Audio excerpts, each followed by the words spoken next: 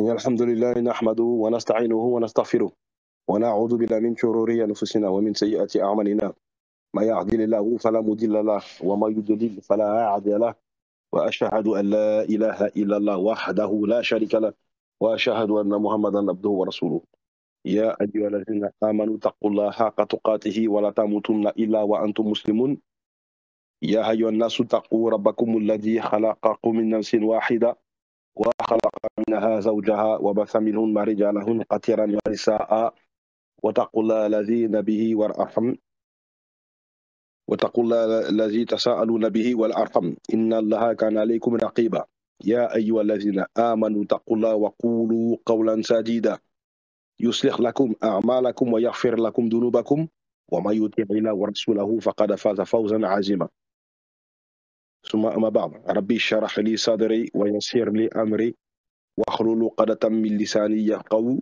قولي. Assalamu alaikum wa rahmatullahi wa barakatuh. La famille, j'espère que vous allez bien, que tous les voyants sont au vert, que tout se passe bien pour vous et que vos ennemis sont très loin de vous. Donc, comme d'habitude, ouais, comme ça, wa rahmatullah, à tous.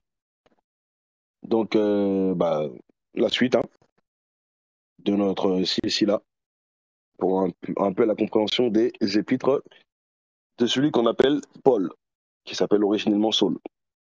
Donc, pour ceux qui se rappellent, comme d'habitude, je pose toujours la question. La semaine dernière, on était à quel chapitre? Tout le monde est d'accord?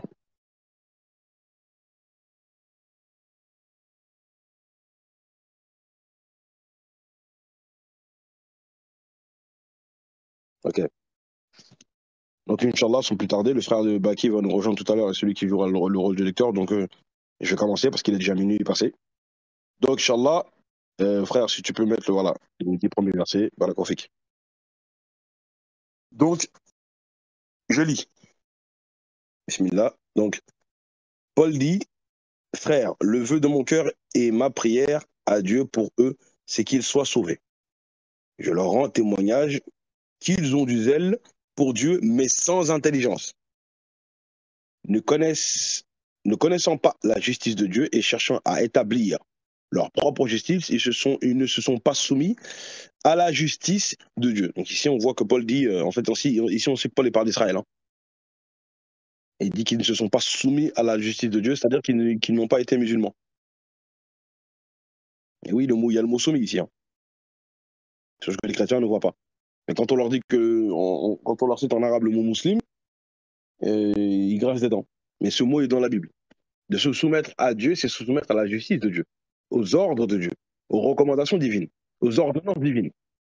Tout simplement. Donc ici, Paul, il commence par dire ça. D'accord? Donc je continue. Car Christ est la fin de la loi pour la justification de tous ceux qui croient. Ici, on dit que Jésus, Christ, est la fin de la loi. Donc si un jour vous débattez avec un chrétien qui connaît ce passage-là, il vous dira, regardez, une des raisons pour laquelle nous n'acceptons pas Mohammed, c'est que Jésus, il est la fin de la loi. Donc Mohammed n'a pas à venir apporter une loi en plus. Et la première question qu'il faut leur poser, c'est que déjà ici, Jésus est la fin de quelle loi? C'est la première question qu'il faudra leur poser. Et deuxièmement, est-ce que Jésus lui-même a-t-il affirmé être la fin de la loi? Quand Jésus dit que des prophètes vont venir derrière lui, oui, c'est ce qui est dans l'évangile de Matthieu, chapitre 7, verset 15 à 19, que Jésus a dit ça. Eh oui. Jésus n'a pas dit qu'il est la fin de la loi. Il a dit qu'il est venu accomplir la loi. Accomplir une chose ne veut pas dire qu'on est à la fin de ces choses-là. Est-ce que vous comprenez? Eh oui. Mais bien sûr que Paul il se permet des choses qui sont inacceptables. Mais le problème, il est que un chrétien qui lira ça, lui, il va le comprendre. Voilà. Jésus est la fin de la loi. Alors on sait que quand il parle du paraclet, on sait qu'il vous guidera dans toute la vérité. Or, Jésus dit que moi, je suis le chemin, la vérité et la vie. Donc, Jean 14, 6.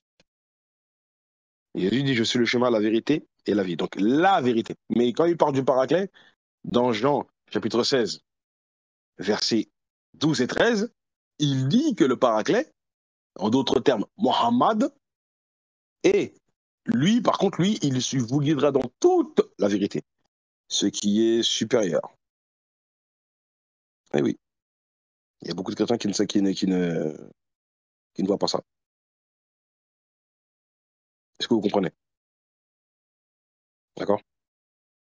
Donc, il faut faire attention à ça. Donc, ici, il dit que Jésus, il est la fin de la loi, alors que c'est plutôt Allah dans Surat Al-Baqarah, où Allah dit qu'il a agréé l'islam comme religion pour nous. D'accord? Mais encore une fois, si vous dites ça à un chrétien, vous dites, ouais, mais ça c'est le Coran qui le dit, etc. Eh oui. Je ne sais pas si vous voyez la différence, pour plutôt, de toute façon, la différence elle est claire, hein, entre dire que Jésus, il est la fin de la loi, et pour ça j'ai posé la question de quelle loi, et où Allah il dit qu'il a parachevé pour nous sa religion, ou plutôt notre religion, enfin. Mais c'est la religion que lui nous donne en fait. Est-ce que vous comprenez? Eh oui, ça n'a rien à voir. Quand on prend Sourate 5, verset 3, le Coran il est clair. Hein. Mets-moi Sourate 5, verset 3, s'il te plaît. Voilà la différence, rapidement.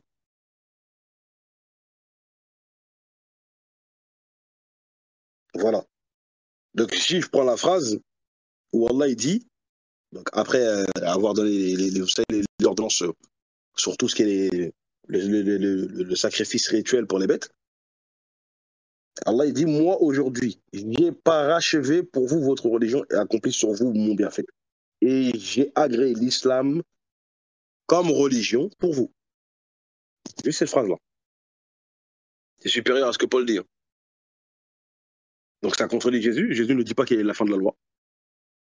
Et jamais. Il n'a jamais dit ça nulle part. Il a accompli sa mission, tout simplement. Donc vous voyez toujours que le Coran, il est c'est beaucoup plus fort. Ok, donc on continue. Donc là, le verset, il a été mis 2 fois. Hein. Je vais le supprimer. Je vais en supprimer un. Donc, voilà, attaque le verset 5. Hein. En effet, Moïse définit ainsi la justice qui vient de la loi.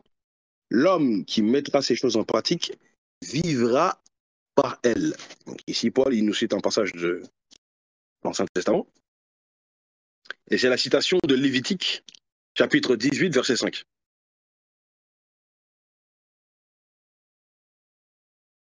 Lévitique 18, 5. Vous observerez mes lois, mes ordonnances. L'homme qui les mettra en pratique vivra par elle. Je suis l'Éternel. Vous allez voir encore que Paul, dans ce chapitre-là, et même le chapitre d'après, il fait beaucoup de renvois. Mais voici comment parle la justice qui vient de la foi. Ne dis pas en ton cœur qui montera au ciel, c'est en faire descendre Christ. Et allez comprendre ici qu'est-ce que Paul veut dire. Parce que vous allez voir que Paul, il est très compliqué dans sa manière d'expliquer les choses. Alors que quand on va chez Aïssa, mais même chez les apôtres, ils sont beaucoup plus simples. Mais Paul, il fait beaucoup de développement théologique. Il dit beaucoup de choses compliquées pour arriver à une chose simple, en fait. Voilà pourquoi la lettre aux Romains, elle est très lourde, elle est difficile à lire. Je pense que ceux qui ont été là depuis le début, je pense qu'ils s'en rendent compte. Donc il dit, mais voici comment on parle la justice qui vient de la foi. Ne dis pas en ton cœur qui montera au ciel. C'est en fait en faire descendre Christ. Ou qui descendra dans l'abîme, c'est en faire remonter Christ d'entre les morts. Verset 8. Que dit-elle donc? La parole est près de toi, dans ta bouche et dans ton cœur. Or, c'est la parole de la foi que nous prêchons. Donc ça ressemble un peu à ce qu'on dit quand on dit je confesse par ma langue et atteste dans mon cœur. Quand on fait la kalma shahada. Si tu confesses dans ta bouche, donc ici, ça c'est le cœur du christianisme, si tu confesses de ta bouche le Seigneur Jésus, et si tu crois dans ton cœur que Dieu l'a ressuscité des morts, tu seras sauvé. Et c'est ici la charada du christianisme. Pas la charada de Jésus, hein. Parce que la charada de Jésus, c'est Jean 17,3. Mais regardez ici ce que Paul dit. D'accord? Paul dit, donc juste avant, il a bien dit, que dit-elle, verset 8, hein, que dit-elle? La parole est près de toi, dans ta bouche, et or, c'est la parole de la foi que nous prêchons. Et voilà pourquoi il dit, si tu confesses de ta bouche le Seigneur Jésus, au lieu de confesser Dieu, et si tu crois dans ton cœur que Dieu l'a ressuscité des morts, tu seras sauvé. Est-ce que c'est ce que Jésus a enseigné? Non. On a mis Jean 17,3. Or, la vie éternelle, donc le sauvetage, le fait d'être sauvé. On est sauvé quand on est. Inch'Allah, qu'Allah nous l'accorde et que Allah l'accorde à tous les croyants de toute génération. Donc, or, la vie éternelle, c'est qu'ils te connaissent, toi, le seul véritable Dieu. Regardez la confession que Jésus donne. Lui, Jésus, il dit qu'il faut confesser Allah subhanahu wa ta'ala. Le tawhid. C'est ça ce que Jésus enseigne. Et celui que tu as envoyé, Jésus-Christ. Et Jésus n'a pas dit il faut croire dans votre cœur que Dieu va me ressusciter. Hein. D'ailleurs, lui-même n'y croyait pas quand il était malade. Eh oui, lui-même n'y croyait pas. Et on va en comprendre Jean chapitre 5, verset 24. Jean 5, 24. Regarde encore une fois ce que Jésus dit. Toujours la vie éternelle. Hein. En vérité, je vous le dis. Celui qui écoute ma parole et qui croit en celui qui m'a envoyé a la vie éternelle. Ces deux choses-là, là, d'écouter la parole d'Aïssa, de croire en Allah, on a la vie éternelle. Celui qui fait ça ne vient pas au jugement, mais il est passé de la mort à la vie. Quand vous comparez ça avec ce que Paul dit, ça n'a rien à voir. C'est pas la même aqida. C'est pas la même foi. C'est tout le temps, faut tout le temps renvoyer ces paroles-là de Paul là, à celles, confronter toujours les paroles de Paul à celles de qui? De Jésus. Mais les chrétiens ne font pas ça, eux. Ils ont simplement fait confiance à Paul, il est venu parler au nom de Jésus, et même ils vont vous dire oui, mais regardez, les apôtres l'ont validé. Les apôtres l'ont validé, donc ça veut dire que nous on l'accepte. Si les apôtres l'ont validé, nous on a quelle raison de rejeter Paul? Vous comprenez? C'est ce que les chrétiens vont vous dire. Simplement. Mais c'est pas parce que les apôtres l'ont validé que ça veut dire que c'est infaillible. Le problème, il est là. Excusez-moi, 2 secondes.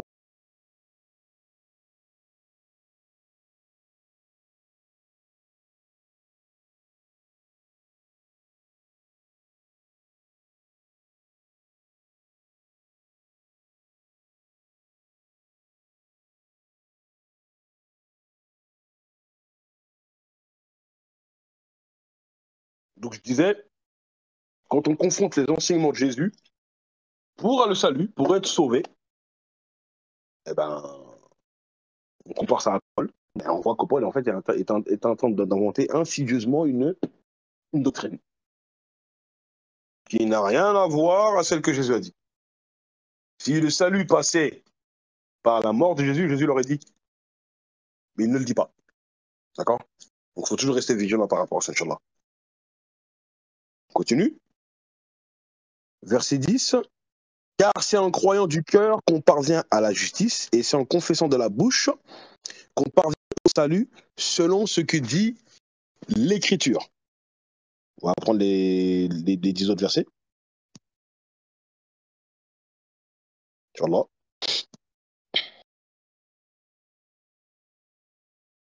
Ok. Barakofik.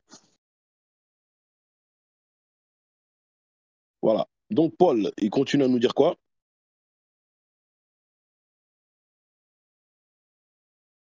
Quiconque croit en lui ne sera point confus. D'accord? Ici, il est en train de citer un passage de l'Ancien Testament. C'est quoi?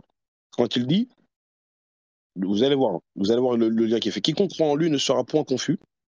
Il n'y a aucune différence en effet entre le juif et le grec, puisqu'ils ont tous un même Seigneur qui est riche pour tous ceux qui l'invoquent.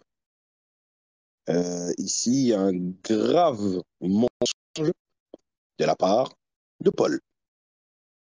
Il dit qu'il n'y a pas de différence entre le juif et le grec. Et le grec, comme je vous l'ai déjà dit, il est cité pour parler des convertis, en fait. Hein. Pour parler des païens convertis, etc. D'accord? Et oui. Maintenant, on va analyser quelque chose. On va analyser quelque chose. D'abord, ici, Paul il a fait un lien avec Ésaïe 28, 16.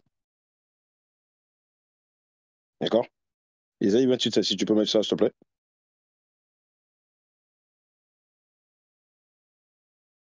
Voilà. C'est pourquoi ainsi parle l'Éternel.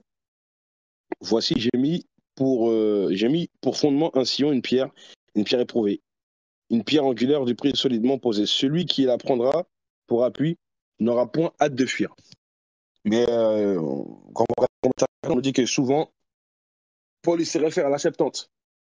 La Septante, c'est la traduction grecque de l'Ancien Testament. D'accord? Voilà. Donc, ici, Paul, il a pris ce passage-là.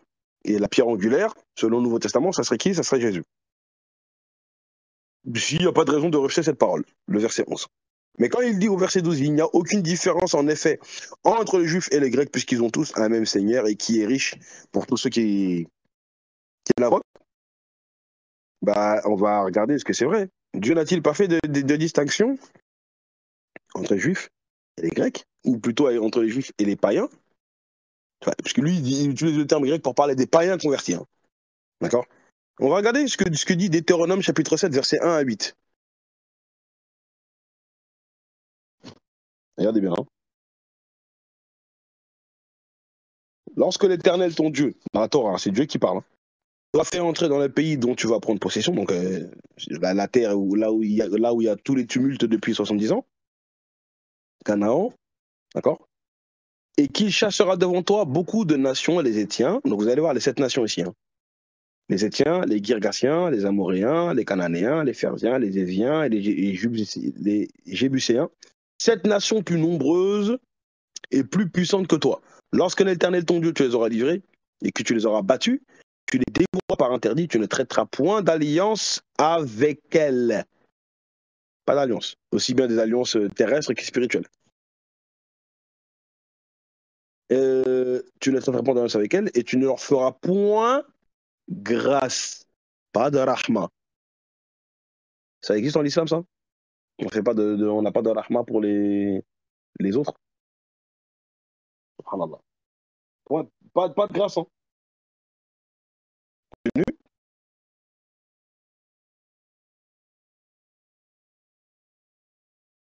Voilà. Donc, tu ne leur feras point grâce. Tu ne contracteras point de mariage avec ces peuples. Tu ne donneras point tes filles à leurs fils et tu ne prendras point leurs filles pour tes fils. Car ils détourneraient de moi tes fils qui serviraient d'autres dieux et la colère de l'Éternel s'enflammerait contre vous. Il vous détruira promptement. Ici, on voit clairement la différence que Dieu fait avec les mouchriquines, les mouchriques, hein, et les musulmans, c'est-à-dire Israël. Ici, c'est clair.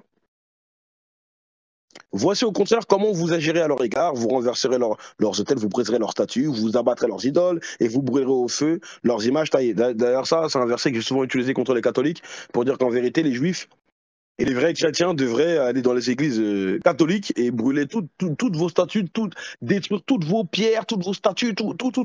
C'est la Bible qui l'enseigne. Hein. C'est la Bible qui leur donne même. Mais les catholiques, ils ont transgressé ça. D'accord? Car tu es un peuple saint pour l'Éternel, ton Dieu.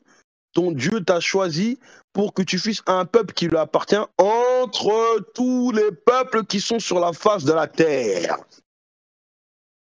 Alors ce que Paul a dit, quand il n'y a plus de différence, ou qu'il n'y a pas de différence entre les païens et les enfants d'Israël, c'est vrai? Hein? Est-ce que c'est vrai ce que Paul a dit ici? C'est une catastrophe. Hein? D'ailleurs, je ferai un jour une assise avec le frère Abdallah Hanifi, Hafizahullah, on va faire une comparaison entre ce que Paul dit quand il parle de la tradition et ce que dit réellement la tradition juive. La tradition juive. On va encore montrer l'imposture de Paul, Inch'Allah. Il n'y a pas encore de date précise, mais c'est un projet, Inch'Allah. Donc, ici, Dieu, il a été clair. Verset 7. Ce n'est pas parce que vous surpassez en nombre tous les peuples que l'Éternel s'est attaché à vous et qu'il vous a choisi, pardon, car vous êtes le moindre de tous les peuples. Mais parce que l'Éternel vous aime, parce qu'il a voulu tenir le serment qu'il a fait à vos pères, l'Éternel vous a fait sortir de sa main puissante, vous a délivré de la maison de la servitude, de la main de Pharaon, roi d'Égypte. Ça, c'est un premier exemple que je voulais vous donner. D'accord? Ensuite, contradiction encore avec quoi? Avec Jérémie, chapitre 31, versets 31 à 34. La fameuse alliance. La nouvelle alliance que Dieu fait avec qui? Avec Jésus. Ici, Jérémie, alayhi salam, il dit, voici les jours viennent, dit l'Éternel, où je ferai avec la maison d'Israël et la maison de Juda. C'est-à-dire, la maison d'Israël, la maison de Juda, Samarie, qui était en haut, et Jérusalem, qui est en bas. Nord et sud. Parce qu'après la mort du prophète Salomon, Israël s'est scindé en deux parties. Non comme j'ai traité l'alliance avec leur père, etc., etc. Donc vous pouvez continuer à lire. Mais le problème, il est ici que Dieu il a dit qu'il fait la deuxième alliance, hein, qui a été conclue par Jésus. Jésus vient conclure la nouvelle alliance. Bah, comment se fait-il que Dieu il dit simplement qu'il fait une alliance avec la maison d'Israël? Pourquoi il n'a pas mis les païens? Vous voyez? Eh ouais. Et ça, Jésus confirme qu'il est la nouvelle alliance dans Luc, d'accord, chapitre 22, à partir du verset 20. Luc 22, 20, Jésus il dit voici le sang de la nouvelle alliance. D'accord? C'est ici qu'il dit ça. Il prit la coupe après le souper et la leur donna en disant cette coupe est la nouvelle alliance qui est répandue, donc la nouvelle alliance en mon sang, qui est répandue pour vous. Et on sait que le sang de Jésus, c'est pas son sang littéral, mais c'est ses enseignements. Donc ici, Jérémie chapitre 31. D'accord? Donc, la nouvelle alliance, elle est conclue, elle a été annoncée pour être avec la maison d'Israël, et Jésus aussi le confirme ça. Mais Paul ici, il est en train de parler à des païens, hein. Même s'il y a des juifs à Rome. Maintenant, regardez encore une fois comment Paul contredit Jésus. Jésus, lui, il a clairement établi une différence entre Israël et les païens. D'accord? Jésus dit, Matthieu chapitre 7, Matthieu chapitre 6, verset 7. Ensuite, Matthieu chapitre 7, verset 6. Je vais prendre d'abord ces deux versets-là. Jésus dit, en priant, donc Matthieu 6, 7, en priant, ne multipliez pas de vaines paroles comme les païens qui s'imaginent qu'à force de paroles, ils seront exaucés. Et Jésus dit, ne soyez pas comme les païens. On fait comment là? Jésus met une différence entre les païens ou pas? C'est clair. Mais Paul, il dit non, il n'y a pas de différence. Alors que Jésus, la différence, il l'établit. Le fait de répéter des paroles vaines. Est-ce que vous comprenez? C'est clair, hein? Mais bon, on fait comment? Attends, excusez-moi, bougez pas, hein, 2 secondes.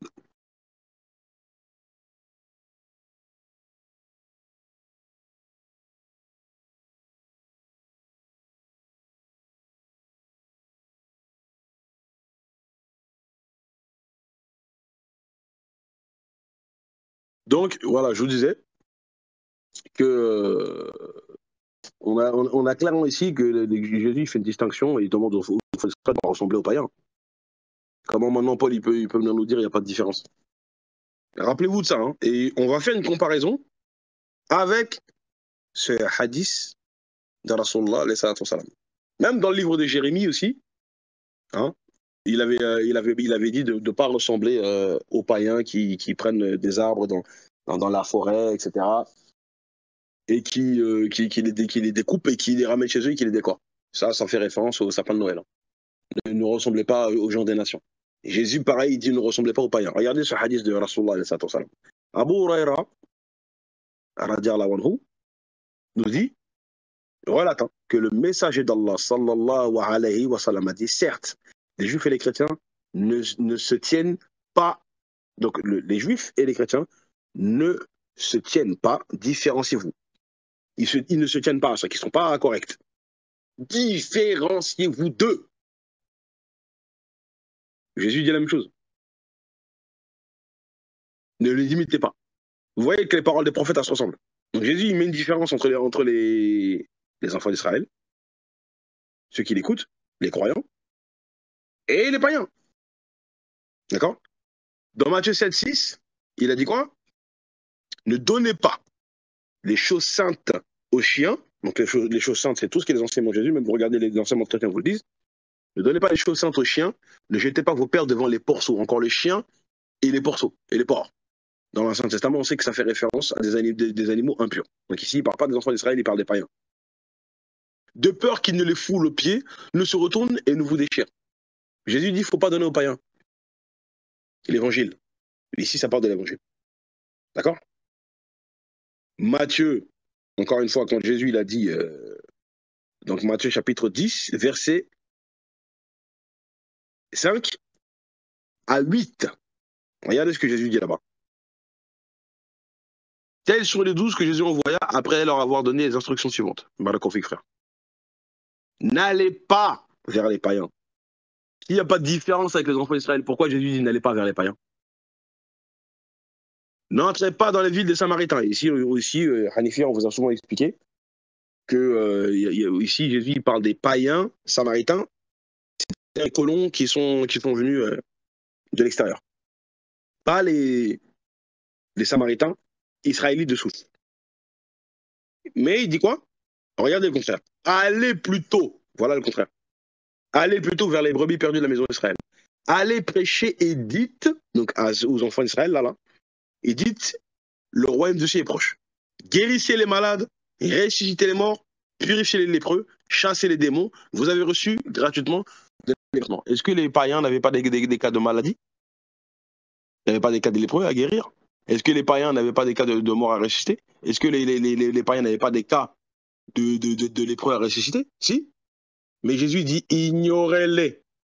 Vous allez que chercher les enfants d'Israël. C'est-à-dire que quand vous sortez même d'Israël pour aller dans d'autres nations, d'autres peuples, vous allez, s'il y a un groupe de païens et un juif au milieu, vous passez au milieu de tout le monde. Tu es un enfant d'Israël, j'ai avec moi, j'ai quelque chose à dire. Et tu lui prêches la parole à lui. Les autres, tu les ignores. C'est exactement ce que font beaucoup les Américains, les Français, quand ils ont créé un conflit en Afrique. Hein, ils viennent, quand maintenant le conflit il est déclaré, ils viennent rechercher leurs ressortissants. C'est-à-dire que les Français ou les Américains qui vivent en Afrique, ils viennent avec leurs avions et ils disent aux Africains noirs, nous sommes venus chercher les Américains. Nous sommes venus chercher les Français, monsieur. Tu n'es pas français. Mais t'es pas français. Un noir qui vient et qui pleure, il veut monter avec eux dans l'avion. On est venu chercher les Français, monsieur. C'est tout. Même si tu pleures du sang, wallahi, tu vas rester sur place. Ils ne te prennent pas. C'est ce que Jésus a enseigné.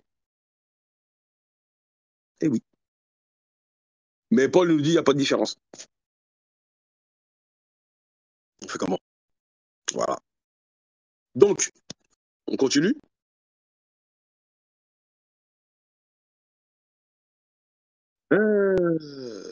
Donc, tac, tac, tac.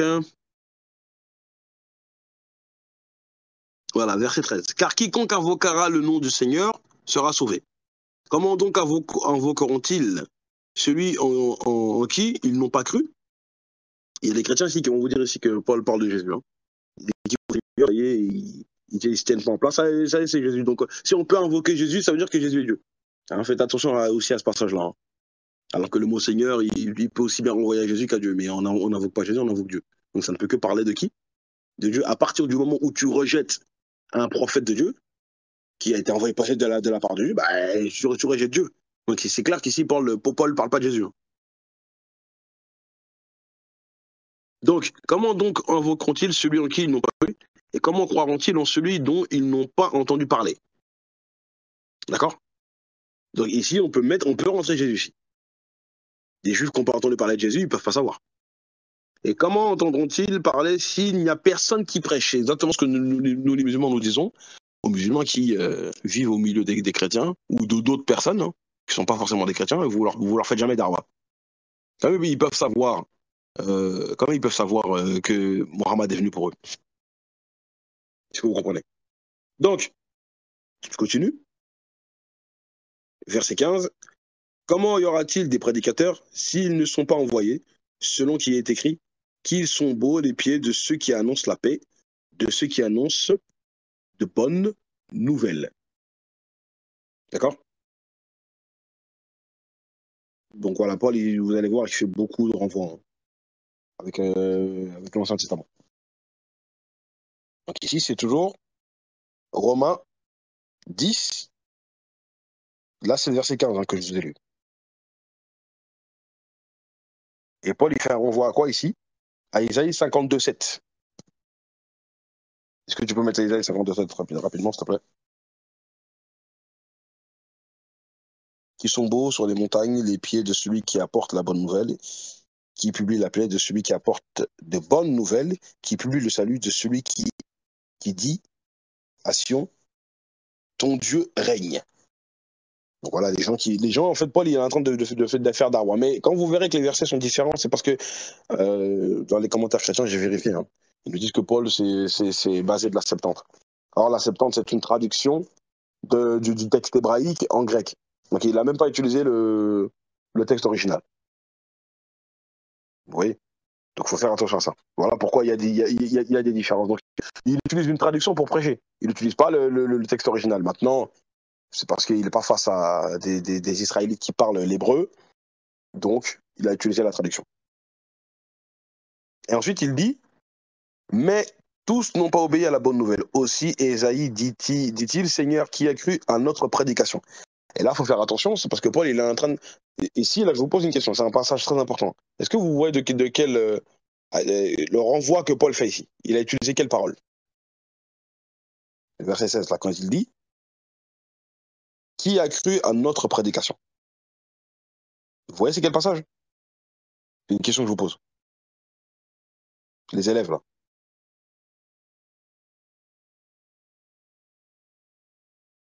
Oui. Qui a cru à notre prédication? Paul, il utilise un passage de l'Ancien Testament, qui est important. Qui a cru à notre prédication? Vous voyez pas c'est lequel?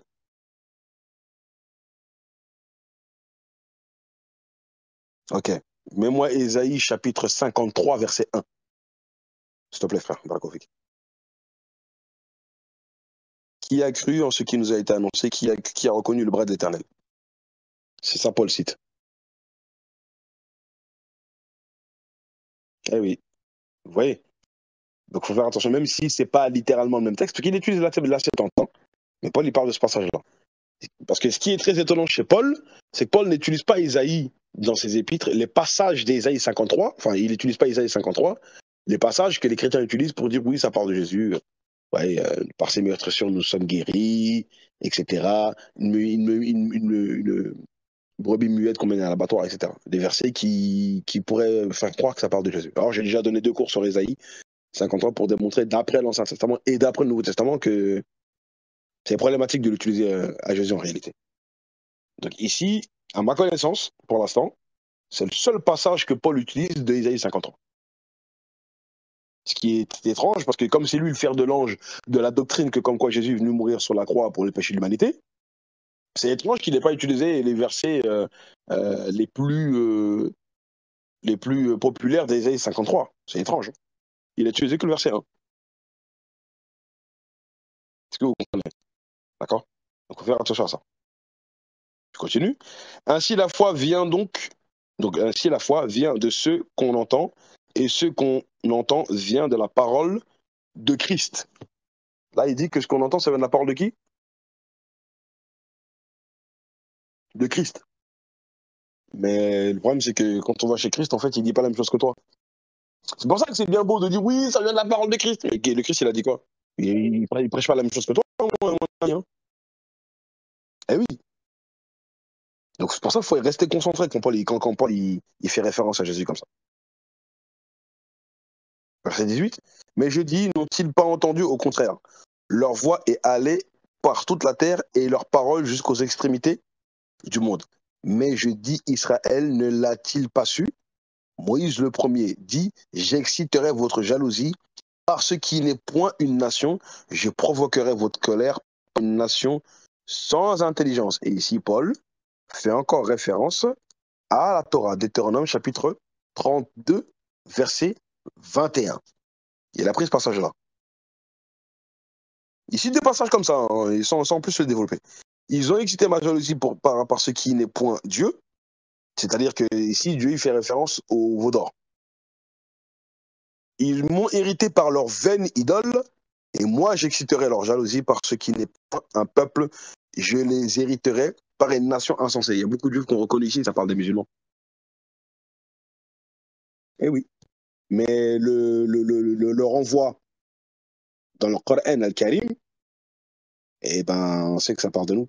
Mais moi, Surat al-Baqarah, verset 109.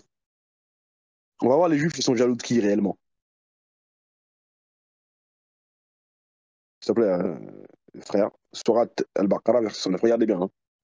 Nombre de gens du livre aimeraient par jalousie de leur part pouvoir vous. À qui vous?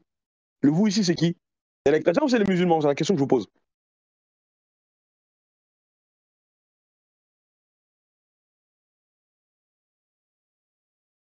Voilà. Vous rendre mécréants après que vous ayez cru et qu'après que la vérité se soit manifestée à eux. C'est-à-dire qu'ils ont reçu le message du prophète alayhi salam. Pardonner et oublier jusqu'à ce qu'Allah fasse venir son commandement. Allah est certainement omnipotent.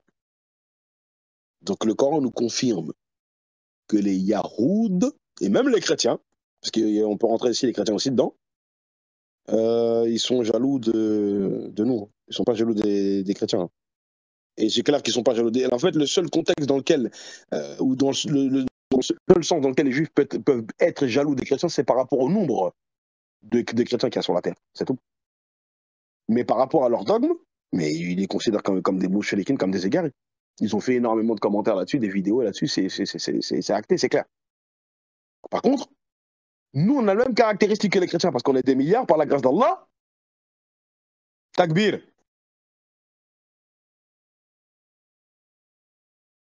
Takbir. Des milliards. Mais les juifs, ils sont jaloux de nous par rapport à notre dogme parce que notre religion ressemble beaucoup à la leur. Et nous, on pratique beaucoup plus qu'eux, jusqu'à ce qu'ils font certaines vidéos où ils sont même en train de faire des louanges de nous quand on se lève le matin pour Salat Subh, pour aller prier Fajr à la mosquée. Eh oui.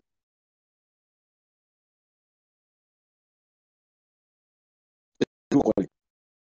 Donc Paul, il est en train d'utiliser un passage pour dire ouais, ils seront jaloux des chrétiens. Non, non, non, non, non, non. Les juifs, ils sont jaloux des musulmans. D'accord?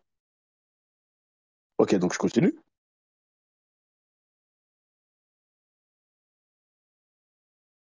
Tac, tac, tac, tac. Voilà. Verset 20, donc de Romains 10. Et Ésaïe pousse la hardiesse, c'est-à-dire j'ai été trouvé par ceux qui ne me cherchaient pas. Je me suis manifesté à eux, à ceux qui ne me demandaient pas. Mais au sujet d'Israël, il dit j'ai tendu mes mains tous les jours vers un peuple rebelle et contredisant. Ici, encore une fois, Paul fait des renvois. Il a pris, Ésaïe pousse ça voilà, ça c'est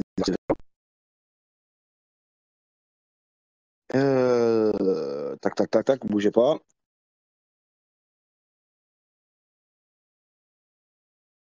Excusez-moi.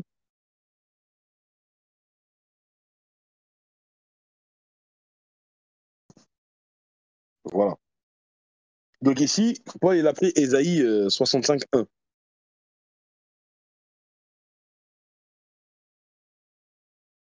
Voilà, j'ai exaucé ceux qui ne me demandaient rien. Je me suis laissé trouver par ceux qui ne me cherchaient pas. J'ai dit, me voici à une nation qui ne s'appelait pas de mon nom. Quand vous regardez les commentaires chrétiens, on vous dit que la plupart des exégèses chrétiens, parce qu'il y a une partie de eux qui disent qu'ici il s'agirait des païens, mais la plupart des exégètes chrétiens disent qu'ici il s'agit d'Israël, mais de ceux qui se sont égarés parmi Israël. Mais Paul, lui, il l'utilise pour dire que ça parle des païens. Vous comprenez? Donc il faut faire attention à ça. Eh oui, il faut faire attention à ça. Il faut faire très attention à ça. Ce que Paul ici, il est en train de faire. Il veut toujours essayer de glorifier les païens pour que. Et c'est comme ça qu'il a eu le succès. Hein. C'est comme ça le christianisme a eu voilà, a beaucoup converti. Et ensuite, on va prendre la suite, les versets 22. Hein, on va prendre le verset 22 les 10 autres versets. La suite.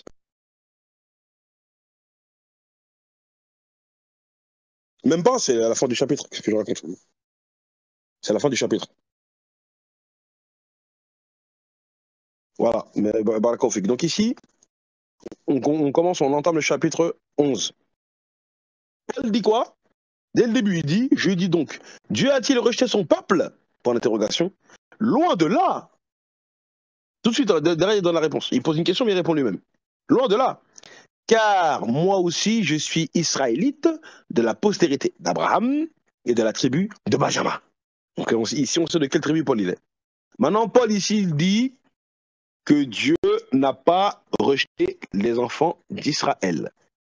Je suis désolé, mais c'est un grand mensonge de la part de Paul. Encore une fois. Dans la Bible, il n'y a pas plusieurs versets qui disent que Dieu a rejeté Israël. Le même terme. Il n'y en a pas plusieurs.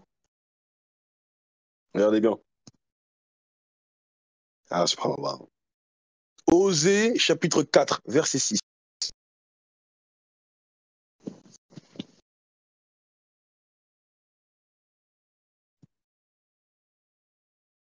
Si, rejet temporaire. Ah ouais, on va voir. Donc, mon peuple est détruit parce qu'il lui manque la connaissance. Puisque tu as rejeté la connaissance, je te rejetterai.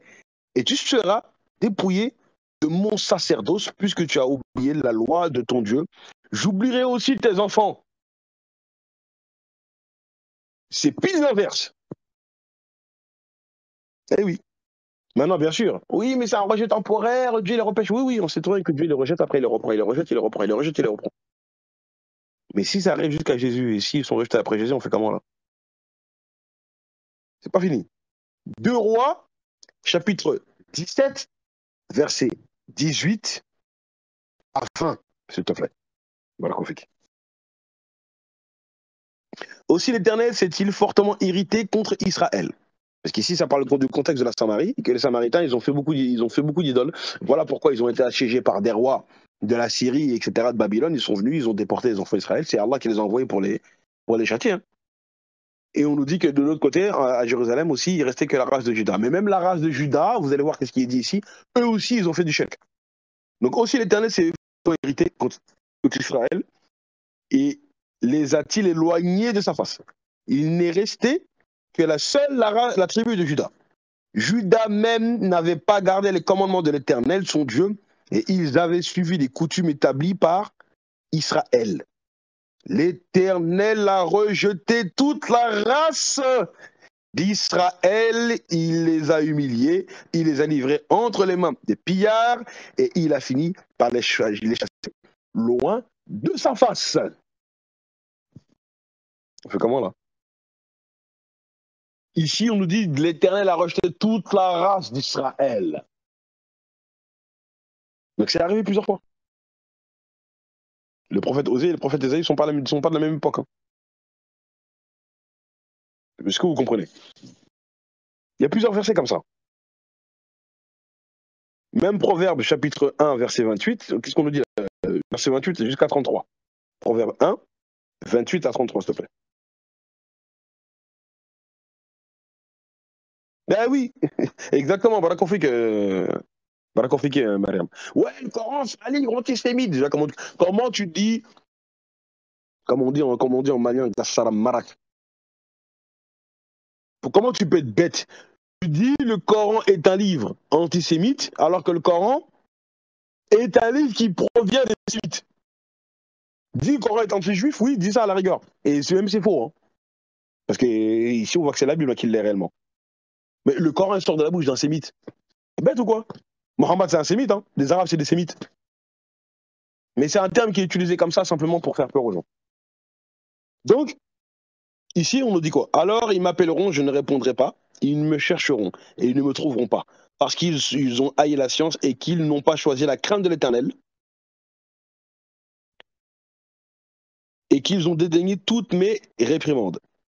Ils se nourriront de fruits de leur voix, ils se rassasieront de leurs propres conseils, car la résistance des stupides les tue, et la sécurité des insensés les perd. Mais celui qui m'écoute, là ici maintenant on met bien la distinction, mais celui qui m'écoute reposera avec assurance, il vivra tranquillement, sans craindre aucun mal.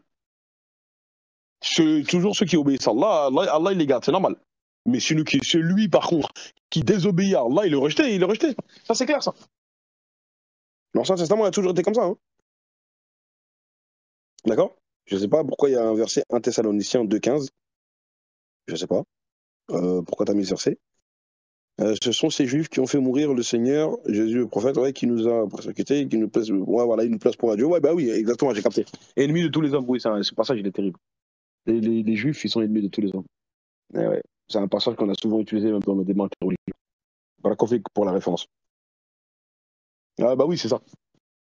Donc il y a plusieurs passages qui nous disent que Dieu a rejeté les enfants d'Israël et que même ils vont prier à Allah, Allah va pas les écouter.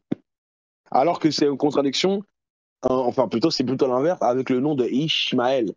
Dieu entend, Dieu a exaucé ma prière. Et on sait qu'Allah il écoute la prière des musulmans. C'est pour ça même les juifs ils disent, il y a même des juifs qui vous disent ça, que Allah il écoute les musulmans. Parce qu'ils savent très bien que les musulmans descendent de qui? De Ishmaël. Ismaël, alayhi salam. Est-ce que vous comprenez? Maintenant, dans le Nouveau Testament, maintenant Jésus il a dit quoi? Matthieu chapitre 33, verset 37 à 39. Exactement, nous on obéit, exactement. Nous on obéit, on croit en tous les prophètes, on obéit à Allah, même si on n'est pas parfait. Hein. Matthieu 23, pardon, Matthieu 23. Voilà, c'est ça. Donc, voilà, je vais te lire à partir du verset 37. Jérusalem, Jérusalem qui tue les prophètes, c'est Jésus qui parle. Hein. Jérusalem, Jérusalem qui tue les prophètes et qui lapide ceux qui te sont envoyés. Combien de fois ai-je voulu rassembler tes enfants comme une poule rassemble ses poussins sous ses ailes et vous ne l'avez pas voulu. Donc on est dans les mêmes blâmes que les prophètes de l'Ancien Testament. Ils n'ont pas écouté. Ils ont désobéi à Allah. Verset 38. Voici votre maison vous sera laissée déserte. Ça c'est 1. 2. Car je vous le dis, vous ne me verrez plus. Désormais, jusqu'à ce que vous disiez, béni soit celui qui vient au nom du Seigneur, c'est-à-dire Jésus, qui est venu au nom de qui? Au nom d'Allah. Comme Mohammed il est venu au nom d'Allah, comme le dit 113 sourate sur 114. Bismillahirrahmanirrahim. Tant que les Juifs ils ne vont pas accepter que Jésus c'était lui le Mashiach, comme aujourd'hui ils prétendent qu'il va arriver, tant qu'ils ne vont pas reconnaître ça, la maison d'Israël elle est laissée déserte, Dieu en fait il les a laissés tomber. Et ils ne verront plus Dieu. Mais Paul il nous dit Dieu n'a pas abandonné la race d'Israël. Qu'il faut-il croire? Paul ou Jésus? Paul ou les prophètes de l'Ancien Testament? C'est la question que je vous pose. Faut croire à qui là?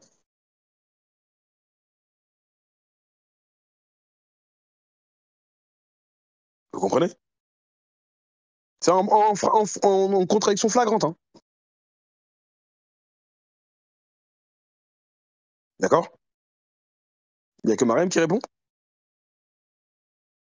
Qui faut-il croire? Paul ou Jésus et les Nabihim? Les Navihim, comme disaient les Juifs.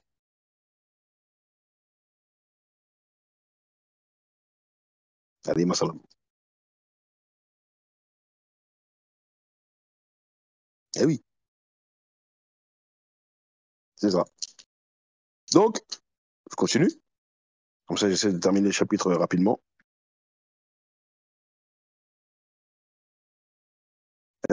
Donc voilà, verset 2. Dieu n'a point rejeté son peuple qu'il a connu d'avance.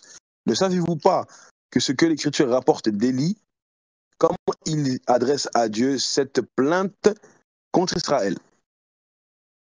Donc, il nous cite un passage de l'Ancien Testament. Donc, il dit qu'ils ont tué les prophètes. Hein. Verset 3. Seigneur, ils ont tué tes prophètes. Donc, ici, il est en train de citer la parole d'Élie. On renversé tes autels, je suis resté moi seul, et ils cherchent à m'ôter la vie. Ça, c'est le passage de 1 roi, chapitre 10, verset 10. Et donc, c'est encore un renvoi que Paul fait.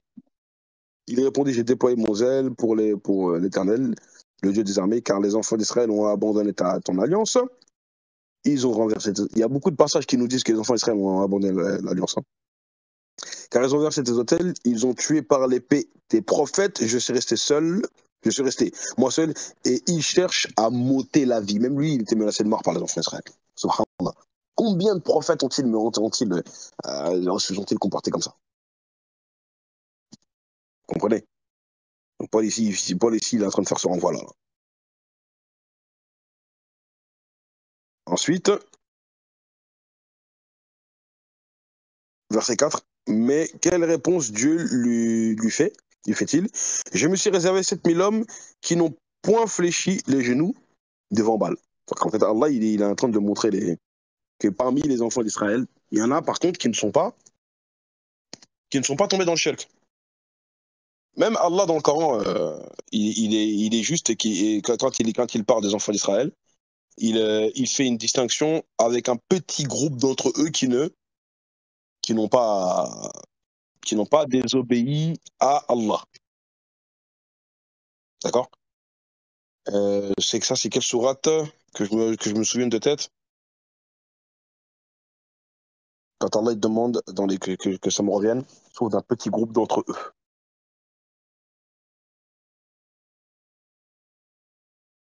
Je termine la lecture, après je retrouverai la référence du Coran.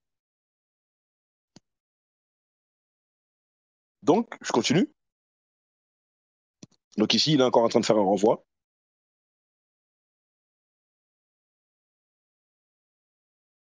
Un roi chapitre 10 un roi chapitre donc ouais, un roi chapitre 19 verset 18.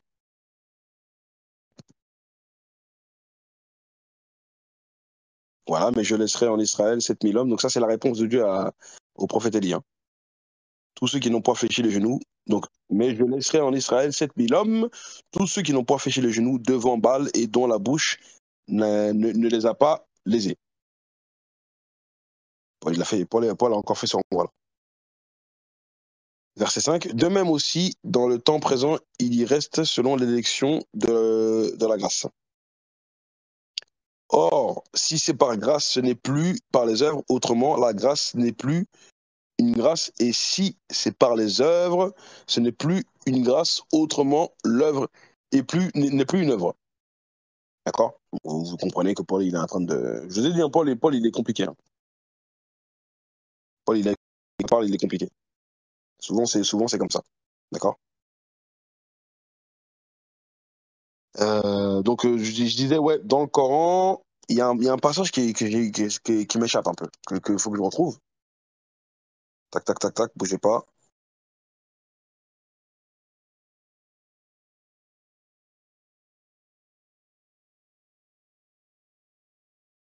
Et quand on l'a dit d'un petit groupe, tac, tac, c'est une sourate.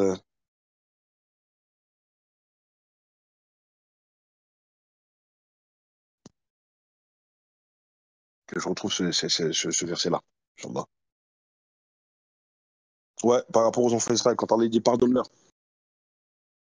Tu ne sais, voilà, tu vois, c'est le passage où Allah il parle de tu ne cesseras de découvrir, voilà, je me rappelle, tu ne cesseras de découvrir leur trahison. C'est sourate 5.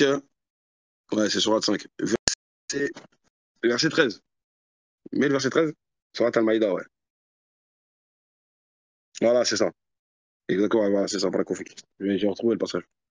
Et puis à cause de leur violation de l'engagement, comme dans la Torah, hein, ils ont violé l'alliance. Ici, Allah, il parle de l'alliance. Ce que les Juifs appellent la bérite. Nous les avons maudits et endurci leur cœur. Ils détournent les paroles de leur sens et oublient une partie de ce qui leur a été rappelé. Tu ne cesseras de découvrir leur trahison, sauf d'un petit nombre d'entre eux. Pardonne-leur donc et oublie leurs fautes. Et regardez, hein, tout à l'heure, on disait oui, c'est un livre antisémite. Ils ont fait plein de coups, plein de coups fourrés au prophète alayhi salatu wassalam. Mais Allah leur donne de pardonner aux enfants d'Israël. Pardonne leurs fautes. Mais le Coran, c'est un livre antisémite. D'accord? Et là, je faisais le lien avec sauf d'un petit nombre d'entre eux. Avec le passage que je me suis, avec le passage que je vous ai cité tout à l'heure. Est-ce que vous comprenez? Donc c'est pour dire qu'il ne faut jamais mettre tout le monde dans le même sac. Hein. D'accord? Il ne faut jamais. Il faut toujours rester juste et faire attention. D'accord? Donc tout à l'heure, on a fait le lien avec le passage de celui qui vivra tranquillement, bougez pas. Hein. C'était pour bien faire le lien là. Comme il y a plein de messages là. C'était le lien avec quel verset? Ceux qui vivront tranquillement là. Ceux qui obéissent, ils vivront tranquillement. Voilà, c'est le passage de Proverbe. Proverbe, Proverbe chapitre 1, le verset 33. Là. Voilà, c'est ce passage-là. C'est ça. Mais celui qui m'écoute reposera avec assurance, il vivra tranquillement et sans crainte. Donc ceux qui n'ont pas désobéi à Allah parmi les enfants d'Israël, eux, rien à craindre. Voilà, c'était ce passage-là. D'accord? Donc on continue. Voilà, tac, tac, tac, tac, tac. Verset 7. Quoi donc? Ce qu'Israël cherche, il ne l'a pas obtenu. Mais l'élection l'a obtenu tandis que les autres ont été endurcis. Selon qui est écrit, Dieu leur a donné un esprit d'assoupissement, des yeux à ne point voir et des oreilles pour ne point entendre jusqu'à ce jour. Encore une fois, Paul ici, il est encore en train de faire un renvoi. Et le renvoi, c'est Ésaïe chapitre 29. En fait, il a pris deux passages, Paul. Hein. Il a pris Ésaïe chapitre 9, verset 10, et Deutéronome 29, 4. Il a pris ces deux passages-là. Il a fait un mix. Paul, il est très fort hein, dans l'utilisation du Tanakh pour citer des références. Pour ça, il faut reconnaître. Hein, Paul, il est fort là-dessus. Hein. C'est lui qui fait le plus de renvois avec l'Ancien Testament comme ça, tac, tac, tac, tac, tac. On voit qu'il est juif, on voit qu'il maîtrise les sources juives. Donc, car l'Éternel a répandu sur vous un esprit d'assoupissement, il a fermé vos yeux. Les prophètes, il a voilé vos têtes, les voyants, etc. Ça, c'est Ésaïe 29, 10 et Deutéronome 29, 4. Mais jusqu'à ce jour, l'Éternel ne vous a pas donné un cœur pour comprendre, des yeux pour voir, des oreilles pour entendre. Oui, bien sûr, c'est de l'exégèse. En fait, il est en train de faire beaucoup de renvois théologiques. C'est de la théologie ce que Paul est en train de faire ici. Dans l'être romain. D'accord? Ensuite, verset 8, selon qui est écrit, voilà, c'est ça, je l'ai lu. Verset 9, que leur table soit pour eux un piège, un filet, une occasion de chute et une rétribution. Donc ça, c'est ce que Dieu avait dit à David. Donc ça, il a pris les psaumes chapitre 69, versets 23 et 24. C'est pour ça que je vous ai dit, que Paul, il est fort hein, pour ça. Hein. Ça, il faut reconnaître qu'il maîtrise bien l'Ancien Testament. Que leurs yeux sont durcis, donc s'obscurcissent, ne voient plus, et fait continuellement chanceler leurs reins.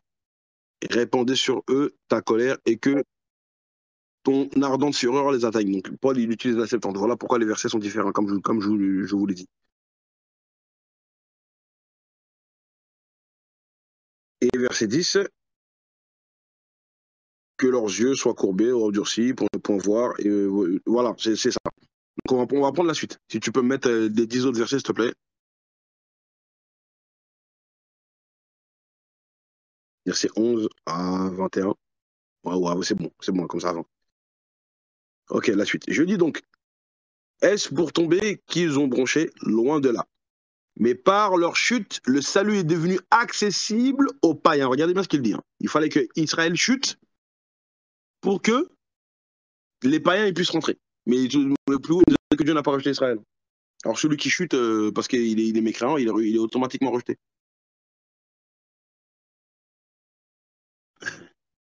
On fait comment là? En fait, Dieu ne va pas rejeter ceux parmi les enfants d'Israël qui croient. D'accord? Et ça, c'est même dit dans les évangiles. Parce que quand on prend le prologue, Jean chapitre 1, versets 12 et 13, qu'est-ce qui est dit là-bas? Il est venu chez les siens, mais les siens ne l'ont pas reçu. Mais à tous ceux qui l'ont reçu. Mais le passage, tu vas voir. Voilà. Mais à tous ceux qui l'ont reçu. Donc ici, on fait la distinction avec ce que dit le verset 11. Mais le verset 11, s'il te plaît, pour que ce soit clair. Voilà. Non, le verset 11 de Jean. De Jean, s'il te plaît.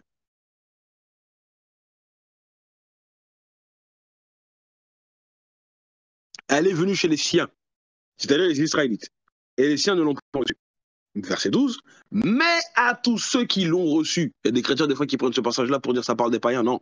Ça parle des enfants d'Israël qui, eux, contrairement à la majorité, ont cru. Faut pas zapper ceux parmi les enfants d'Israël qui ont cru en Jésus. Hein. Donc il y a des chrétiens qui font cette erreur-là. J'ai même des fois corrigé des pasteurs dans certains débats que j'ai faits en leur disant mais non, ici ça parle des enfants d'Israël. Il y a au moins 7000, 8000 juifs qui ont cru en Jésus. Donc faut pas les appeler comme ça. Hein. Ça directement les païens, non. De son vivant, comment veux-tu? Il est venu chez les siens, mais les siens n'ont pas reçu. Mais à tous ceux qui l'ont reçu, c'est de son vivant. De son vivant, Jésus n'a jamais prêché la parole aux païens. C'est les enfants d'Israël ici. Et si un jour vous dites ça à un chrétien, vous allez voir qu'il va commencer à cogiter. Parce qu'ils sont habitués à tout de suite zapper les enfants d'Israël qui ont cru et ils vont directement chez les païens. Non, ça marche pas comme ça.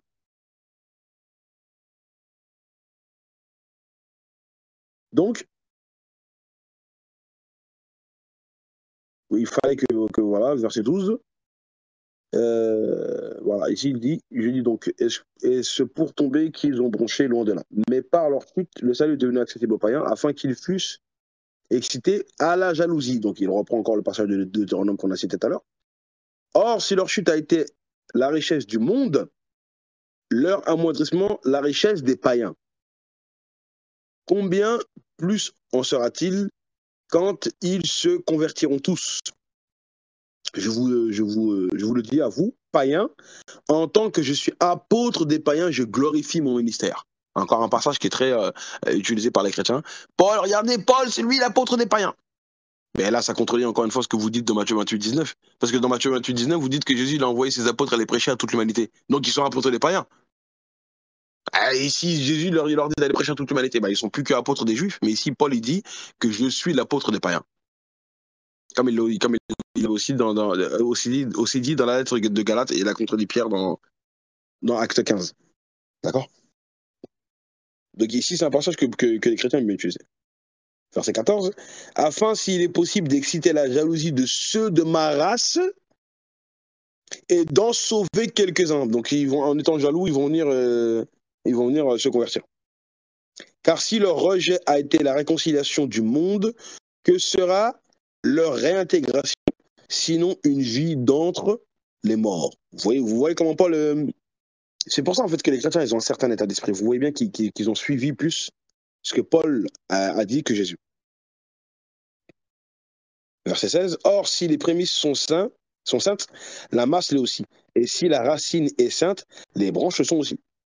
Mais si quelques-unes des branches ont été retranchées, ici c'est un passage très important, mais si quelques-unes des branches ont été retranchées, qui était un olivier sauvage, tu as été hanté à leur place et rendu participant de la racine et de la graisse de l'olivier, ne te glorifie pas.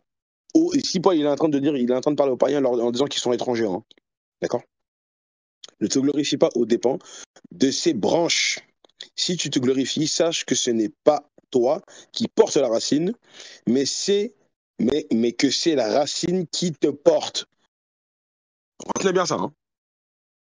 Tu diras donc, les branches ont été retranchées afin que moi je fus hanté. Cela est vrai, elles ont été retranchées pour cause d'incrédulité, et toi, tu subsistes par la foi, ne t'abandonne pas à l'orgueil, mais crains. Ici, il est en train de dire en fait que c'est les enfants d'Israël qui portent les païens, en fait, par l'alliance qu'ils ont reçue. Mais ça renvoie directement à ce que Jésus avait dit dans Matthieu chapitre 15, à partir du verset 24 à 27. D'accord? Quand il a dit à la femme, je n'ai trouvé que brebis perdu de la maison d'Israël. D'accord? Et la femme, regardez la réponse qu'elle a donnée. C'est à cause de cette réponse-là c'est cette réponse-là qui a arraché l'intervention de Jésus, mais ce n'est pas Jésus qui avait une volonté positive à l'intérieur de lui-même pour guérir cette femme. Non. C'est la parole de Jésus qui a vaincu cette femme. Elle dit, quand Jésus l'a dit, il n'est pas bon de prendre le pain des enfants et de jeter aux petits chiens. Encore une fois, une distinction claire pour contredire Paul. Elle dit, oui, Seigneur, dit-elle, mais les chiens mangent des miettes qui tombent de la table de leur maître. Mais quand vous prenez la version de Marc chapitre 7, regardez bien, hein. Dans Marc chapitre 7, Jésus y répond. Maintenant, mets-moi Marc chapitre 7, versets 28 et 29, s'il te plaît. C'est le même récit. Hein. Juste on prend ce passage-là. Marc 7, 28, 29. Voilà. Oui, Seigneur, répondit-elle, mais les chiens mangent sous la table, mangent. Donc, oui, Seigneur, lui répondit-elle, mais les petits chiens sous la table mangent les miettes des enfants. Les enfants, c'est les enfants d'Israël. Alors, il lui dit, à cause de cette parole, va, le démon est sorti. À cause du fait que tu t'es rabaissé là devant la suprématie des enfants d'Israël, parce que c'est eux à l'époque qui avaient le din al-haq, le din de la vérité, la religion de la vérité. Comme tu t'es rabaissé devant les enfants d'Israël, c'est bon, j'accepte de prier pour toi, pour que le démon sorte de ta fille. Il faut reconnaître la suprématie des enfants d'Israël. Ça n'a rien à voir à l'enseignement du Coran. Ça n'a rien à voir à l'enseignement coranique. Prends-moi Sourate 49, verset 13, s'il te plaît, pour faire la comparaison. Allah, il met tous les êtres humains au même pied d'égalité. Hein. Mais là, ici, il a dit le critère de noblesse dans le Coran, c'est la piété. C'est pas la race. C'est pas les Arabes. Ô hommes, nous vous avons créé d'un mâle et d'une femelle et nous avons fait de vous des nations et des tribus. Donc, c'est les différences qu'il y a sur la terre, elles viennent d'Allah. Pour que vous vous entreconnaissiez. Le plus noble d'entre vous auprès d'Allah, c'est qui? C'est l'Israélite? C'est l'Arabe? Non. C'est celui qui est le plus pieux. Le plus noble d'entre vous auprès d'Allah est le plus pieux. Allah est certes omniscient et grand connaisseur. C'est qu'Allah, il connaît tout. Il sait tout ce qu'il y a dans le cœur des êtres humains qu'il y a sur la terre. C'est tout.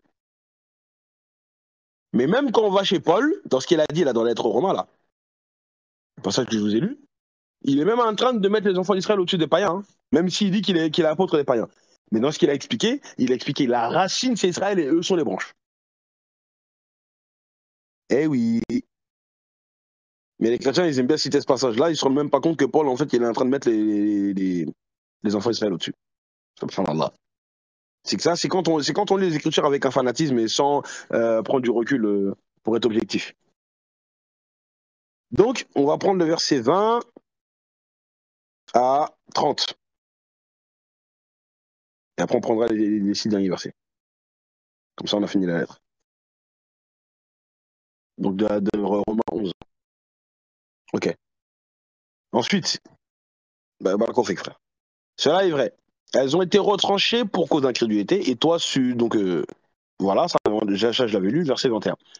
Car si Dieu n'a point épargné les branches naturelles, les enfants d'Israël, il ne t'épargnera pas non plus. Ça, c'est un passage qui est très important, parce que les chrétiens ont fait du shirk avec Jésus. Les Juifs ont fait du shirk avec beaucoup de nations, en adorant des dieux des autres peuples, comme le dieu Baal, que Paul a même cité dans ce chapitre-là. Dieu les a châtiés. Les enfants d'Israël aussi, on sait très bien que dans Deutéronome 32, ils ont fait du shirk avec le veau d'or. Si maintenant Allah il a châtié les enfants d'Israël, Paul il est en train de leur dire, si Dieu les a châtiés, vous aussi vous châtiera. Est-ce que vous comprenez? Donc ici, il est en train de mettre en garde les chrétiens, en fait, de ne pas faire les mêmes erreurs que les enfants d'Israël. Mais pourtant, les chrétiens, ils ont fait quoi? Ils sont tombés. Eh oui, ils sont tombés. En faisant du shirk avec qui? Avec Jésus. On fait comment? Et ça, c'est la même menace qu'Allah a donnée dans le Coran, dans Surat Al-Isra, Surat 17, verset 8. Qu'est-ce qu'Allah a dit?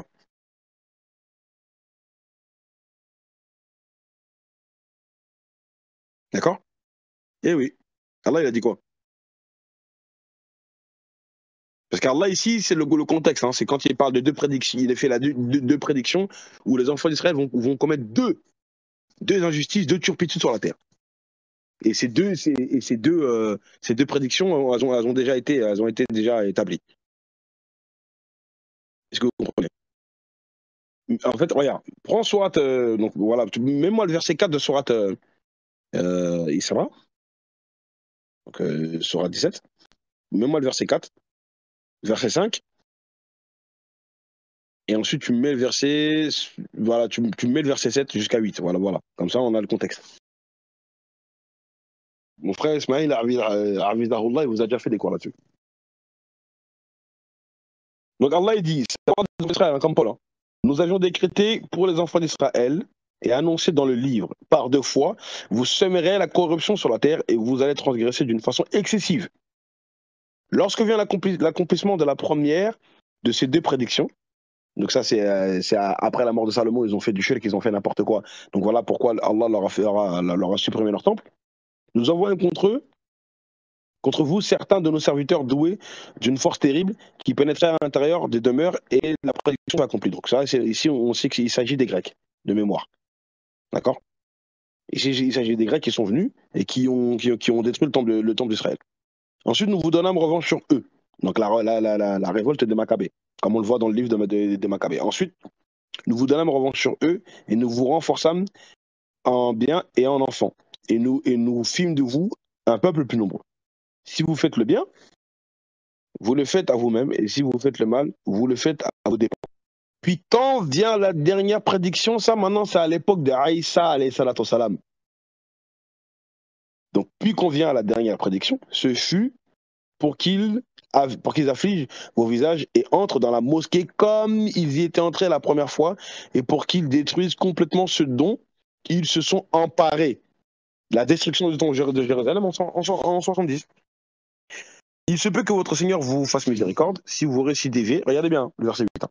Il se peut que votre Seigneur vous fasse miséricorde. Mais Allah, il donne une menace. Qu'est-ce qu'il dit, Allah? Il dit, mais si vous récidivez, nous récidiverons. Et nous avons assigné l'enfer comme camp de détention aux infidèles. Regardez, qu'est-ce qui se passe aujourd'hui? À Gaza. Tout simplement.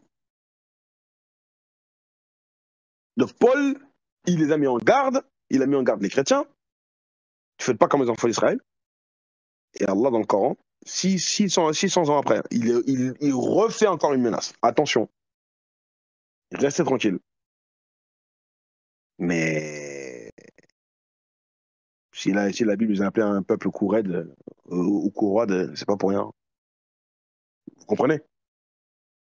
Donc il faut faire très attention ici à ce passage-là, est très important. Paul, il l'a mis en garde. Parce que Paul n'a pas enseigné le shirk. Paul n'a pas enseigné d'adorer Jésus. Mais les chrétiens qui prétendent suivre Paul ont même transgressé les enseignements de Paul en adorant qui? Jésus. Chose que Paul n'a jamais fait. Je vous avais déjà fait des cours, hein, des interventions où j'ai démontré que Paul n'adore pas Jésus. D'accord? Donc je continue. Comme ça, je termine le chapitre 11. Donc, car si Dieu n'a pas épargné les branches naturelles, il ne t'épargnera pas non plus.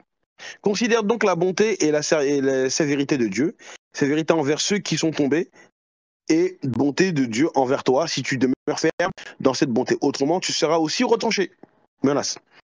Eux de même, s'ils ne persistent pas dans l'incrédulité, comme dans le Coran, ils seront hantés, car Dieu est puissant pour les hanter de nouveau. Si toi, tu as été coupé de l'olivier naturel, sauvage, et hanté contrairement à ta nature de l'olivier franc, ici, il est bien en train d'expliquer que les alliances ne sont pas de leur nature à la base. À plus forte raison, eux seront tentés selon leur nature, sur leur propre origine.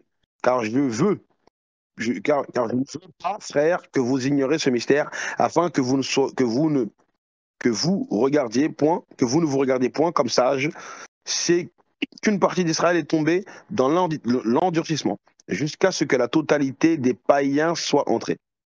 Encore une fois, il faut entrer des païens, et ainsi tout Israël sera sauvé. Selon qui est écrit, le libérateur viendra de Sion, il détournera de Jacob les impiétés. Ça, c'est encore j'avance vite, hein. J'avance vite parce que là, il va falloir qu'on arrête. Il y a encore des références avec l'Ancien Testament. Et ce sera mon alliance avec eux lorsque j'ôterai leurs péchés. En ce qui concerne l'évangile, ils sont ennemis à cause de vous, mais en ce qui concerne l'élection, ils sont aimés à cause de leur père. Comme on l'avait lu tout à l'heure dans Deutéronome 7, Dieu il aime Israël à cause de la promesse qu'il a faite au patriarche. Car Dieu ne se repent pas de ses dons, de son appel, de même que vous avez autrefois désobéi à Dieu et que par leur désobéissance, vous avez maintenant obtenu la miséricorde. Ici, c'est très étrange que Paul dit parce qu'il dit que les païens ont désobéi à Dieu. C'est très étrange dans la prédication de Paul parce qu'il avait dit dans l'Acte des Apôtres que Dieu avait laissé toutes les nations suivre leur propre voie, sans leur envoyer de prophètes en gros, quoi. Alors que ça contredit le Coran, parce qu'Allah, dans Surat 16, 36, il a envoyé des prophètes dans chaque nation. Donc il n'a pas laissé les peuples, les peuples en dehors d'Israël s'égarer. D'accord? Donc maintenant, tu peux me mettre les versets. Tu peux me mettre les versets 31 à 36, s'il te plaît. Et Paul, il continue en disant voilà, et mon alliance sera avec eux lorsque j'ôterai leurs péchés. Et en ce qui concerne l'évangile, ils sont ennemis à cause de vous, etc. Car Dieu ne se repent pas, etc., etc. De même que vous avez autrefois désobéi à Dieu et que par leur désobéissance, vous avez obtenu miséricorde. Maintenant, les versets 31 à 36. De même, ils ont maintenant désobéi afin. Voilà, donc je prends le verset 32. Car Dieu a renfermé tous les hommes dans la désobéissance. Regardez ce que Paul dit. Car Dieu a renfermé tous les hommes dans la désobéissance pour faire miséricorde à tous. Ô profondeur de la richesse, de la sagesse et de la science de Dieu, que ses jugements sont insondables et ses voies incompréhensibles. Car qui a connu la pensée du Seigneur ou qui a été son conseiller? Qui les a donnés le premier pour qu'ils aient à recevoir en retour? C'est de lui, par lui et pour lui que sont toutes choses. À lui la gloire dans tous les siècles. Amen. Voilà, donc là on a terminé les deux chapitres, chapitre 10 et chapitre 11, des chapitres lourds. Ah, j'ai un peu accéléré à la fin, excusez-moi. Je sais qu'il est tard, je pense que vous êtes fatigué. Donc, s'il y a des questions, comme d'habitude, je vous écoute. Hein. J'y réponds toujours dans la limite de mes connaissances. Donc, je vous remercie de m'avoir écouté. Alhamdulillah Rabbil Alamin. Donc, bismillah, s'il y a des questions, je vous écoute. Bismillah. Est-ce que vous m'entendez toujours déjà? Parce que j'ai l'impression que tout le monde s'est endormi là. Vous êtes là ou pas? Ok, donc s'il y a des questions, essayez d'être rapide, Inch'Allah. S'il n'y a pas de questions, on va arrêter le cours là. Hein. Je vous écoute. Enfin, je vous lis. Ok.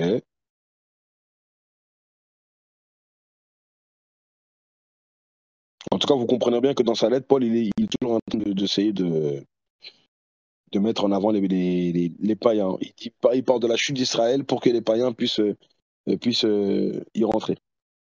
Donc c'est vrai et faux à la fois. Il faut faire attention à ça. C'est vrai et c'est faux dans quel sens?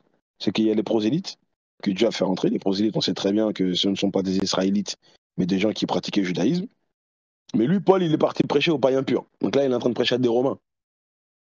Si on parle des Romains juifs, avec eux, il n'y a pas de souci. Mais par contre, les Romains, les païens romains purs, à la base, il n'a pas leur prêché la parole. Jésus l'a interdit. Vous comprenez? Donc, vous comprenez que c'est Paul qui a vraiment ouvert sa prédication aux païens en parlant de Jésus. Donc, il faut faire très attention à ça. Donc, il n'y a pas de questions ce soir? Ah bah s'il n'y a pas de question, si vous avez tout compris, alhamdoulilah, hein, c'est la première fois. Hein.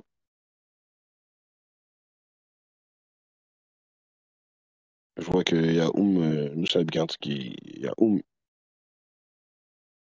Nusaïba qui est en train d'écrire. D'accord. Bon, au fait barakallah, hein. Bah, donc s'il n'y a pas de question.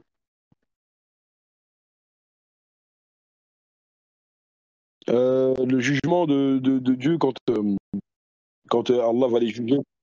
euh, Quand Allah va les juger pour incrédulité. Jean 5, 24. Il ne vient point au jugement. Il ne vient pas au jugement négatif. C'est-à-dire que c'est au jugement où toi, tu fais partie de ceux qui n'ont pas cru. D'accord. Ça ne veut pas dire qu'il ne se fera pas juger, ces juifs-là, hein, attention.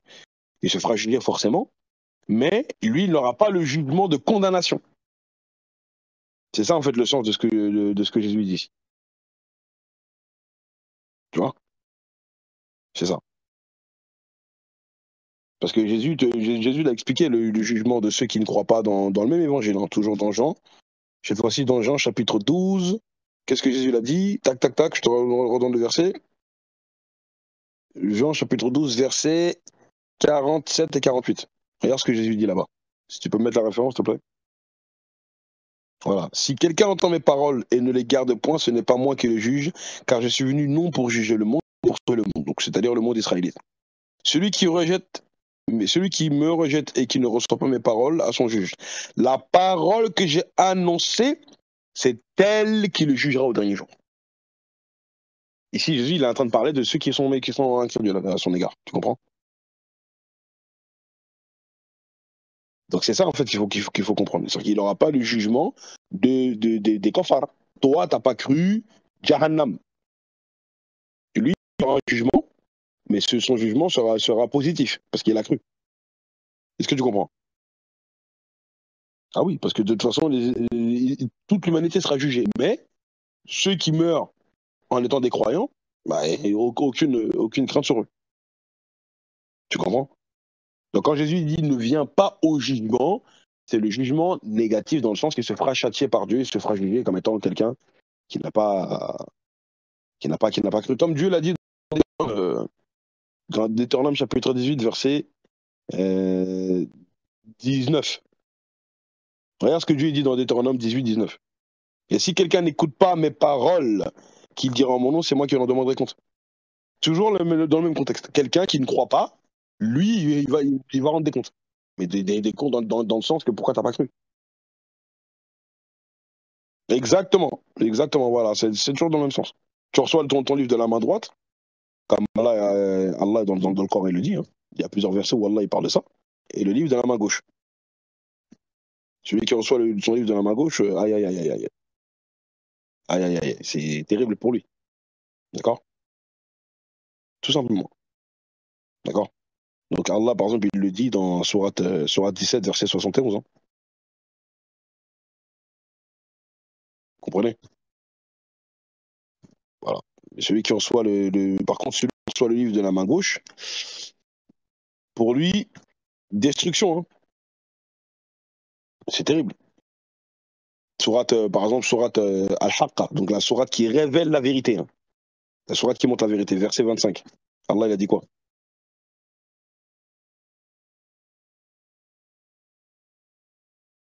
Donc voilà, donc quant à celui qui aura remis celui à qui on aura remis le livre en sa main gauche, il dira, hélas pour moi, j'aurais souhaité qu'on ne m'ait pas remis mon livre.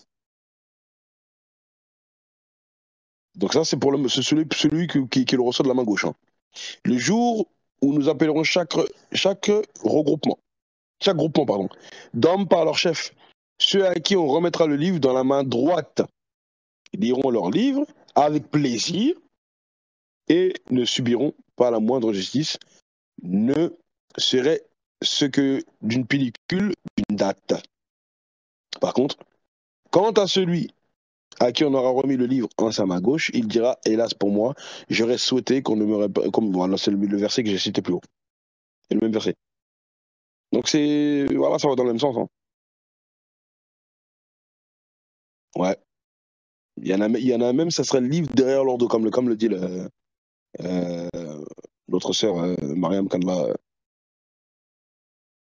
la remporte. Ça, c'est terrible, ça. Il y a le jugement positif et le jugement négatif. D'accord? Et ouais. Donc, j'espère avoir répondu à ta question.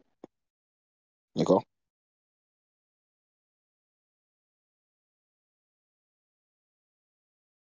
S'il n'y a pas d'autres questions, Inch'Allah.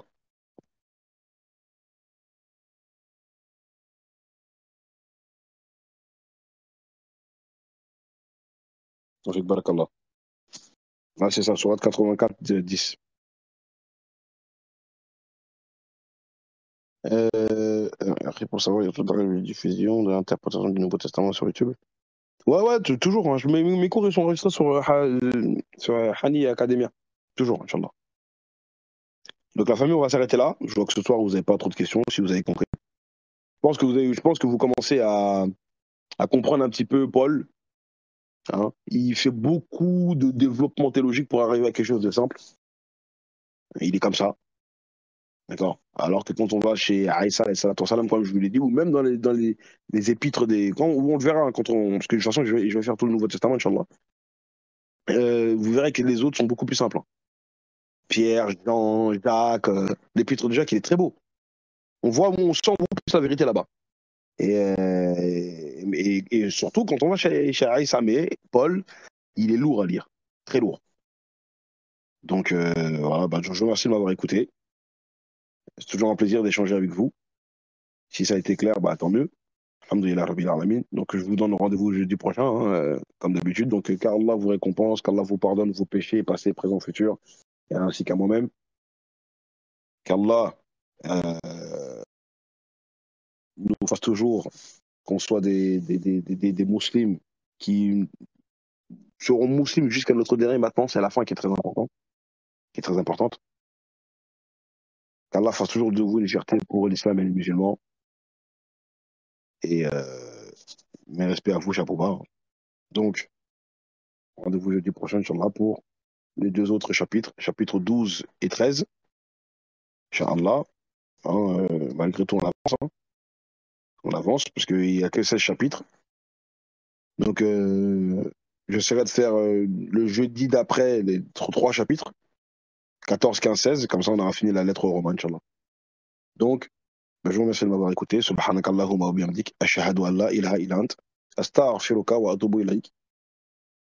والعصر إن الإنسان لفي خسر إلا الذين آمنوا وعملوا الصالحات وتوصوا بالحق وتوصوا بالصبر. السلام عليكم ورحمة الله وبركاته. Je vous remercie de m'avoir assisté et d'avoir assisté à mon cours comme d'habitude. Salam alaikum wa rahmatullah.